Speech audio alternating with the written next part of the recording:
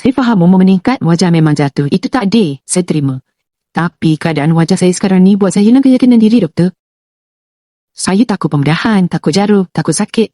Sebab tu saya nak kaedah yang paling lembut, paling selamat. Tapi boleh buat saya jadi cantik semula. Muka mengembang bukan sekadar masalah kulit. Ia berlaku bila kushin kolagen di bawah kulit merosot. Kushin kolagen mengembang menyebabkan wajah kelihatan menggelebih dan hilang bentuk asal. Kushin kolagen adalah merupakan struktur yang memegang wajah kita. Rawatan red light memulihkan kushin kolagen di bawah kulit. Cahaya red light yang lembut mengukuhkan semula kushin kolagen. Apabila sokongan kushin kolagen kembali kukuh, kulit tegak semula. Hasilnya, wajah terangkat, lifted 2 ke 3 cm secara semula jadi. Tanpa pembedahan, tanpa filler, tanpa toksin. Rawatan red light mudah, selesa dan pantas.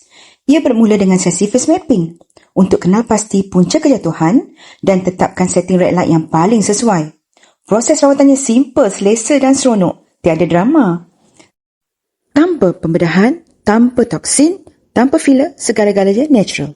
Selepas face map, cahaya red light yang lembut masuk ke dalam kulit dan membetulkan semula kushin kolagen. Lihat hasilnya. Kulit lifted sebanyak 2 ke 3 cm. Tiada smile line, tiada lagi kulit kendur. Anda kembali muda dan jelita. Anda nak rasa pengalaman yang sebenar? Datanglah ke sesi face mapping kami. Alami sendiri perubahan wajah yang amazing. Rasakan pengalamannya. Datanglah ke sesi face mapping kami sekarang. Face map mengesan tempat kejatuhan wajah yang sebenar. Melihat berapa sentimeter wajah telah jatuh, ia membolehkan rawatan dilakukan dengan lebih tepat. Mengesan kushin kolagen yang rosak, kembang dan melepeh. Ia mengesan sektor keras yang menarik kushin kolagen membuatkan wajah menjadi tidak simetri. Saya takut pembedahan, takut jarum, takut sakit. Sebab tu saya nak kaedah yang paling lembut, paling selamat. Tapi boleh buat saya jadi cantik semula. Saya bukan nak lawan usia. Cuma nak rasa yakin bila saya pandang cermin. Suami saya lebih muda dari saya. Beza kami hampir 10 tahun. Bila umur masuk 50-an, perubahan nampak ketara sampai orang tanya, ini siapa?